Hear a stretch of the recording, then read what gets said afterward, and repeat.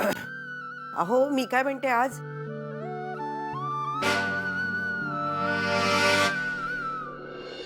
अगो भाई अहो हाँ? आप अभी तक सोए हैं? उठिए ना।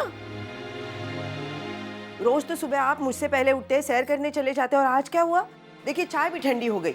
मैं दोबारा आपके लिए चाय बनाकर लाती हूँ। चाय पियेंगे ना, सारी थकान दूर हो जाएगी। हाँ हाँ।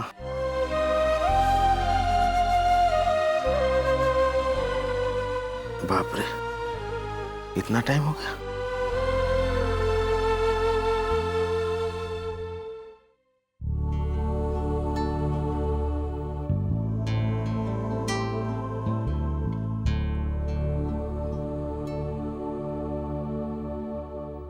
हाँ चाह। अगो भाई वापस सो गए? अहो क्या हुआ है आपको?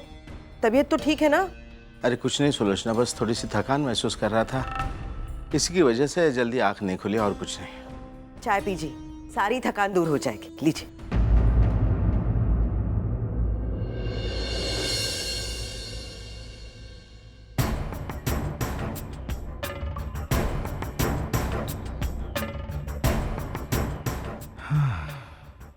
आज तो मैं बच गया।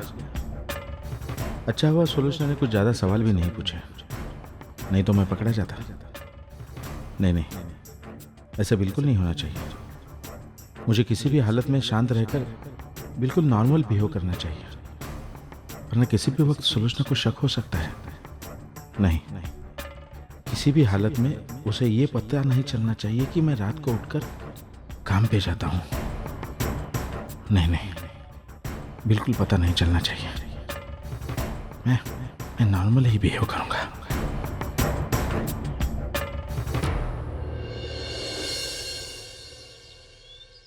विनोद भाई, वो रजिस्ट्रेशन और स्टैम्प ड्यूटी को लेकर जो नया कानून बना है उसके बारे में पूछना था। स्टैम्प ड्यूटी और रजिस्ट्रेशन? अरे उसको तो 3 साल हो गया निकल गया, हम लोग तो आज वही फॉलो कर रहे हैं यार। लेकिन विनोद भाई, सुनने में आया है कि गवर्नमेंट प्रॉपर्टीज को रीवैल्यूएट कर रही है, ये सब क्या है? हाँ सही कहा तूने यार, रीवैल्यूएशन कर रही है। जो जूने एरियाज है जहाँ पर गवर्नमेंट के पास रिकॉर्ड ही नहीं है, उसके बारे में गवर्नमेंट रीवैल्यूएशन कर रही है। तू इधर तक आया है ना, तेरा मैं तसल्ली दूर करता हूँ। 1 मिनट रुक। ये रहा बराबर। अब बता कौन सा एरिया है तेरा? जूनी डोंबिवली एरिया, प्लॉट नंबर 79। जूनी डोंबिवली एरिया, प्लॉट नंबर 79। हाँ ये रहा। अरे ठीक कहा तूने यार विनोद, एक्सेस स्टैम्प ड्यूटी लगी होती है यार, पर वो 3 महीने पहले की बात है। वो तो आज प्रॉब्लम सॉल्व हो चुका है यार। आर यू श्योर विनोद भाई? कुछ 10 दिन पहले कोई नया कानून या कुछ हुआ हो तो? अरे बॉस विनोद, मैं डैम श्योर हूँ ऐसा कोई रूल रेगुलेशन या कानून चेंज नहीं हुआ है। वो तो हमें डे टू डे पता चलता है कि क्या चेंजेस है क्या नहीं है। अगर कुछ भी रहेगा ना, फटाफट तुरंत बता दूंगा यार विनोद।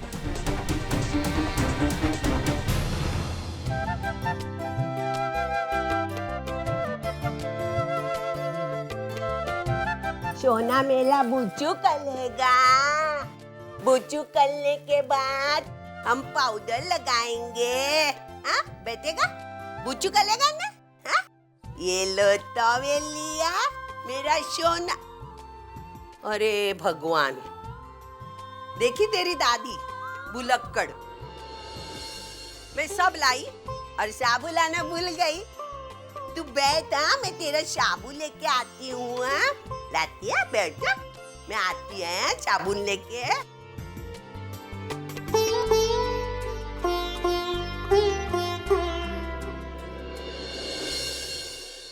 मेरा सोनू साबु ला।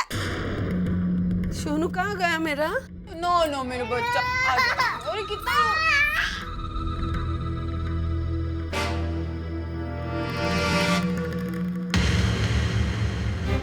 अरे आई, आप देखिए ना सचिन कितना रो रहा है। मैं कितना उसे संभालने की कोशिश कर रही हूँ, लेकिन सुन ही नहीं रहा। आप कैसे नहला देती है इसे? मैंने तुझे कितनी बार बोला, मेरे सज्जू का हाथ मत लगा। चल उठ, मैं नहलाती हूँ।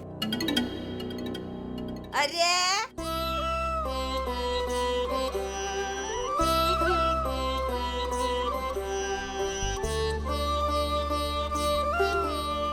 आई लाई मैं। कुछ जरूरत नहीं है। तुझे बोला नहीं एक बार हाथ नहीं लगाने का, क्यों हाथ लगाती उसको? ये मेरा बच्चा है।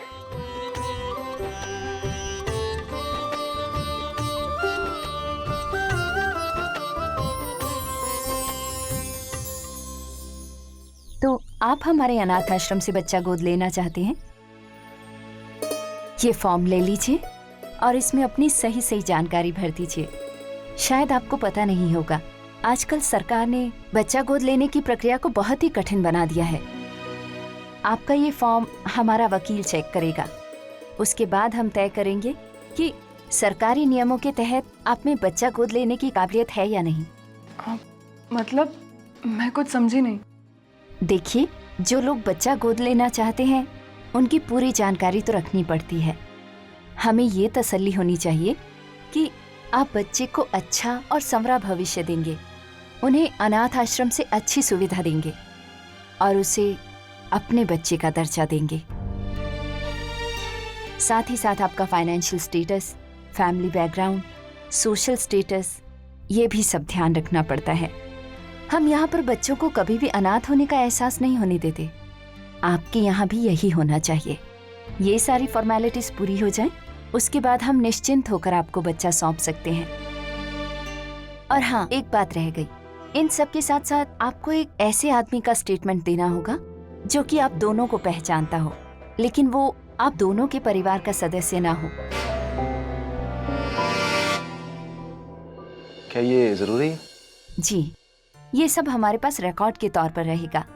हम उस आदमी की एक लिखित स्टेटमेंट लेंगे और उसका एक वीडियो क्लिप भी हमारे पास रहेगा, ताकि अगर भविष्य में चलकर बच्चे के साथ कुछ भी प्रॉब्लम हो तो हम उसके साथ संपर्क कर सकें, उसके साथ बात कर सकें। ठीक है, ये भी हो जाएगा। अभी हम चलें? जी, जब तक ये सब फॉर्मेलिटीज चल रही हैं, तब तक आप अनाथ आश्रम के बच्चों के साथ वक्त गुजार सकते हैं। इससे आपको ये सोचने में भी आसानी होगी कि आपको कौन सा बच्चा गोद लेना है। Thank you. Thank you very much. Vaishu, वहाँ रख दो। 3 साढ़े है ना? हाँ। वैशु, वैशु मैं क्या सुन रही हूँ? तूने जो भी सुना है सब सही सुना है ताई। वैशु तू ठीक तो है? तुझे हो क्या क्या है? तू माधुरी पर शक कर रही है, जिसने हमेशा हमारी मदद की है। मदद? इसने क्या मदद की है ना तू नहीं जानती है। इसके पीछे इसका क्या स्वार्थ छुपा है ना वो भी तू नहीं जानती, लेकिन मैं बहुत अच्छे से जानती हूँ।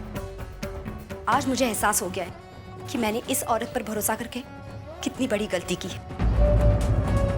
इसके चेहरे के पीछे छुपी हुई सारी सच्चाई मैं अब जान गई हूँ। बस वैशु, तू बिना कुछ सोचे समझे कुछ भी कहे जा रही है। एक मिनट, अर्चू, ये सब क्या चल रहा है? क्यों झगड़ा कर रहे हैं तुम दोनों? आई झगड़ मैं नहीं रही हूँ, झगड़ वैशु रही है। आई इसका कहना है कि धर्मेश और माधुरी मिले हुए, वो जो कुछ भी करे उसके साथ एक चाल है और कुछ नहीं। लेकिन उसे ऐसा क्यों लग रहा है? आई इसलिए झगड़ रही क्योंकि शायद उसने आज एक मार्केट में धर्मेश जैसा इंसान देखा और उसका पीछा करने के चक्कर में उसने माधुरी को भी देख लिया। अब उसे ऐसा लगता है माधुरी धर्मेश मिले हुए। आई उसने माधुरी से भी इतनी सारी बातें कह दी। उसे कितनी तकलीफ हुई होगी उसने ये भी नहीं सोचा। माधुरी को और तकलीफ? कुछ तकलीफ वकलीफ नहीं हो रही है इसे। ये जितनी भोली दिखती है ना उतनी भोली है नहीं। बहुत बड़ी नौटंकी है ये, तो इसे नहीं जानती है। अपने भोले चेहरे के पीछे इसने अपनी सारी गलतियों को छुपा के रखा है ताकि लोगों से हमदर्दी इकट्ठा कर सके ना। आज भी उसने वही किया है। तू भी उसका भोला चेहरा देखकर फंस गई है ना, और इसलिए अब तुझे मुझसे ज्यादा उस पर यकीन है। वैसे ऐसा नहीं है, तू समझने की कोशिश क्यों नहीं करती? और तू मुझे एक बात बता, मैं तेरी बात पर क्यों और कैसे भरोसा करूं? यही सवाल तूने माधुरी से पूछा नहीं ना? तूने उसकी बात मान ली ना, तो तू मेरी बात क्यों नहीं मान रही है? वैशु प्लीज मेरी बात समझने की कोशिश। मुझे कुछ समझना नहीं। मैं सब जानती हूँ कि सच क्या है और गलत क्या है।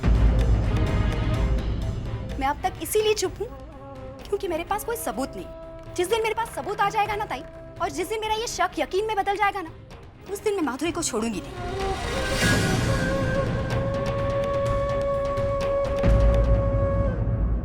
तू गलत समझ रही वैशु, प्लीज मेरी बात समझ। नहीं ताई, मैं बिल्कुल सही समझ, क्योंकि मुझे ताज्जुब तो इस बात का हो रहा है कि तू मेरी ताई होकर तुझे मुझसे ज्यादा उस पर यकीन, तू उसकी बातों पर ज्यादा भरोसा कर रही।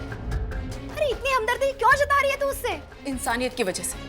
माधुरी दूसरी बार प्रेग्नेंट है